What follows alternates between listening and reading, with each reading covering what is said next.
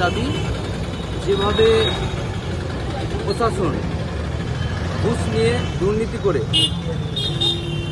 যোগ্য ছাত্রছাত্রীদের বঞ্চিত করে শিক্ষাক্ষেত্রে নিয়োগ করেছে, সেই যোগ্যদের পুনর্বহাল করতে হবে এবং যারা দোষী সে অযোগ্য শিক্ষক শিক্ষাকর্মী যেই হোক তাদেরকে চিহ্নিত করতে হবে এবং তাদের নিয়োগের সঙ্গে যারা যুক্ত ছিল সে যেই হোক তাদেরকে উপযুক্ত শাস্তির ব্যবস্থা করতে হবে।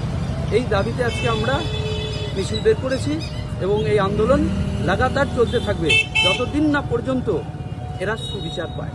আজকের এই মিছিলে কারা কারা অংশগ্রহণ করেছে? আজকের এই মিছিলের শিক্ষক, কর্মরত শিক্ষক, যাদের যোগ্য যারা সেই যোগ্য চাকরিহারা শিক্ষক শিক্ষাকর্মী এবং অভিভাবক ছাত্রছাত্রী সকলেই অংশগ্রহণ করেছে।